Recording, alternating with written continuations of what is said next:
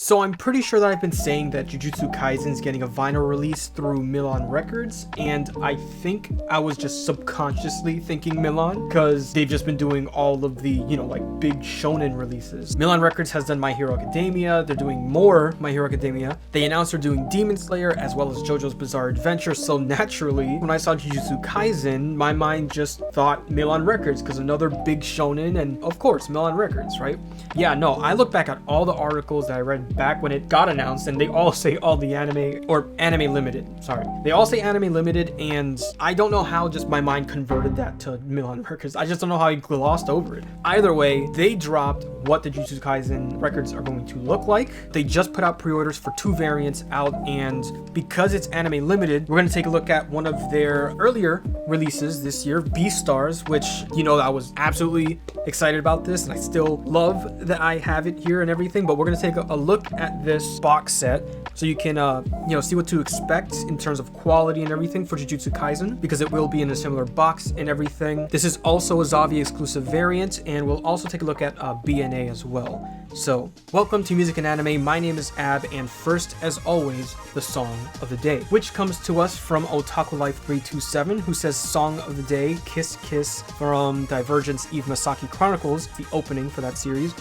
Keep it up, love your videos. Almost makes me want to do videos on my collection. I haven't heard of this series at all, but as I was watching this, I couldn't help but notice that the outfits on all the characters really reminded me of the outfits in Xenosaga. So if you've seen Xenosaga, or if you play the game, this is the anime adaptation for it. This might actually be a bootleg release or something, because I got it and there was something really bad about the quality when I was watching it. So I got not just one, but both versions of the DVD release. I got the Save Edition and then the standard release. They have different slip covers and stuff like that. I'm just stupid over things like that. Also got the Aniplex release as well. This one, that tears just awful, and that's how I got it in, and I purchased it again. It's a sealed copy, so it doesn't have that peeled sticker and everything that yeah. Anyway, if you haven't seen Xenosaga, it's a pretty short series. It's 12 episodes, and again, it's adapted from the video game, but the clothes you can see on Shion there. I was looking into whether the character designer was the same for Xenosaga and Divergence Eve. Yeah, I mean, I couldn't find anything, or maybe I didn't dig enough or anything like that, but curious to know. I'm really interested if any one of you guys know out there whether there is something like that, or if it took inspiration or whatever, but I thought that was super neat.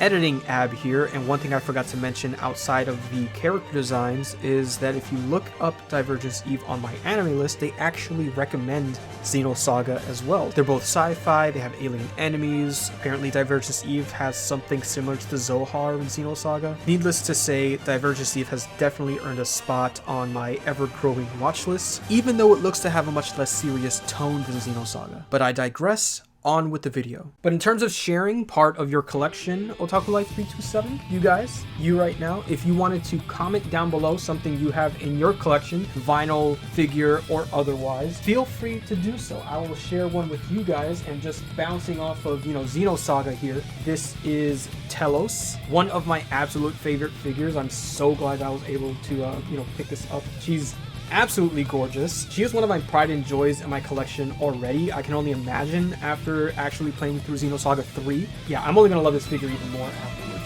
Pretty sure. Thank you, Otaku Life 327, for sharing that with us. And if you also wanted to share your favorite anime opening, ending, or music in a series, you can also comment down below with song of the day, and you can see it in a future video. Let me just put BEASTARS aside here for a second, because Jujutsu Kaisen, not only are we getting 5 discs with this set, there's that Zavvi exclusive variant, which is supposed to be Gojo's eyes. I think it needs a little more blue, but goddamn, that's an awesome concept. I absolutely love that. We all know the moment he revealed his eyes in the anime, and they're just gorgeous eyes. I might fall victim to the chains of Kurapika because I want to steal his eyes. This vinyl release is maybe one way that I can do that, so...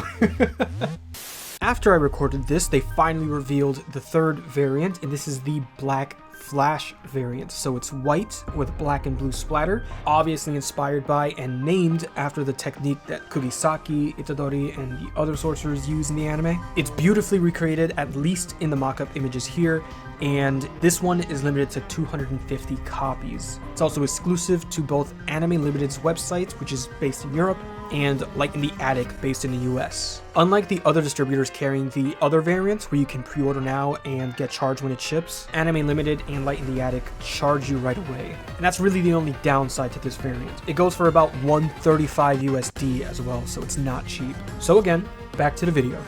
As I'm looking at this right on All the Anime's website, in fact, I'll just read the description right here. It says this 5-vinyl set contains a full soundtrack to the series encased within a high-quality rigid box, which they are not lying about that, within which you'll also find a 20-page booklet containing lyrics to all of the songs in both their native language and with English translations where appropriate.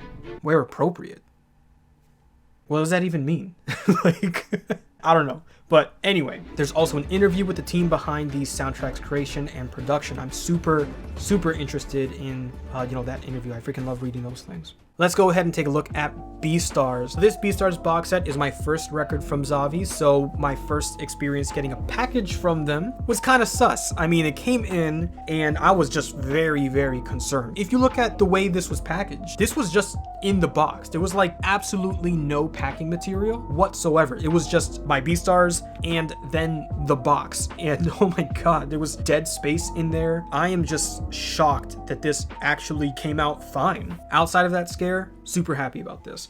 On the box, it's a combination of both matte and gloss finishes. The box itself, all there that's white, all that is matte, and where we see all the characters, Legoshi, Haru, Louis, and the rest, these letters are in gloss, so those are actually shiny, which is very nice.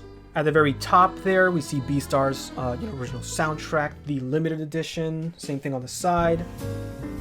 The bottom there, we have a couple scars and some scuffing from when I pull this out and, listen to it and whatnot. But yeah, on the back there, the side just says index, where we have all of the tracks on every single side there. We have 3 discs, all the tracks there from side A to side F.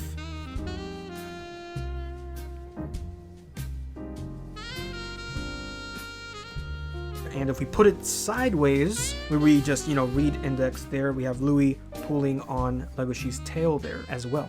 The sleeves are all gloss, so a very nice change from the outside box. A very nice difference there. And this is all in that BEASTARS red, I love the label on this thing because it's just the moon that you see in like the opening and comes in a black sleeve there. I added the inner sleeve there for, further protection and whatnot. And you can see that this is a beautiful, almost like burgundy red with black marbling, and it is just gorgeous. But all of the labels for the records are exactly the same. All 3 records, they are the same colors, so yeah, they have that, again, just a very nice burgundy color to it. The labels being the same, they're hardly a nitpick for me because I absolutely love the moon.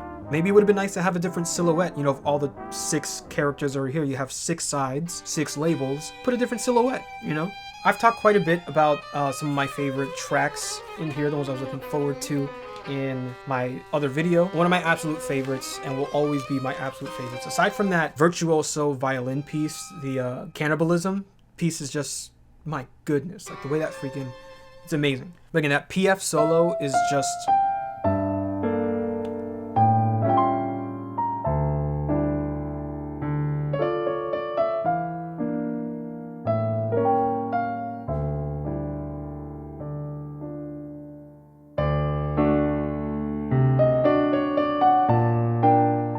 I sat down and practiced that one for a little bit, and I can just spend hours and hours playing that on repeat. It feels so good to play, and it just sounds so beautiful. It's an amazing piece. I mean, again, but yeah, the book echoes the art that's on the outside of the box there, and on the other side we have the giant red moon there with Legoshi, the same art that's on the label there, except a massive print of it on the back of the book here.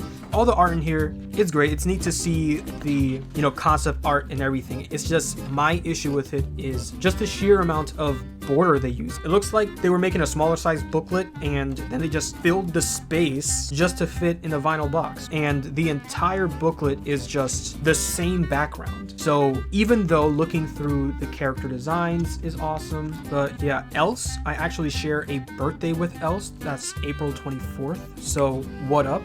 You've got height comparisons here and there, but this one, if you've seen season 2, this one with the bear, I don't know if they need to update that, because this guy looked freaking massive in season 2. There's no way he's only not even that much taller than Legoshi. There's no way. But one of my favorite things here in the world building is that you have Legoshi, Louis, and Haru literally like just T-posing everywhere.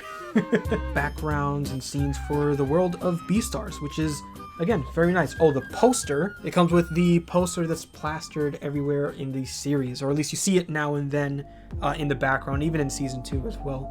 This box set is still available at the time that I'm recording this, and it's up on like Right Stuff and everything for like $135, which is very steep. Not an easy purchase to make. I really wish they put out a standard release of just, you know, the 3 records. I don't recall ever reading that they are thinking of putting out a standard release or anything like that. I really hope they do though, so this soundtrack can get into the hands and ears of those of you out there who really want this soundtrack. Like, I mean, without the deluxe box and everything, just the 3 records, you get the music, and that's absolutely worth it. That's an easy recommend. But with the deluxe packaging and everything, if you are a, you know, super fan of BEASTARS and you absolutely love the soundtrack, which is an incredible soundtrack, I really do absolutely love it. BNA is going to be getting a standard release. So aside from the deluxe packaging options, you can also get BNA as a standard release as well. With Jujutsu Kaisen being 5 records, I guess they could do what they did with the Attack on Titan Season 2 Deluxe Edition, where the Deluxe Edition had 5 records and the Standard Edition only had 3. If that's something you'd also like to see with Jujutsu Kaisen, let me know in the comments below.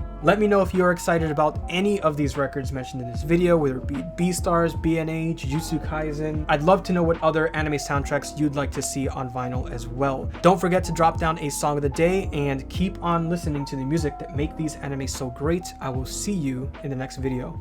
Thank you.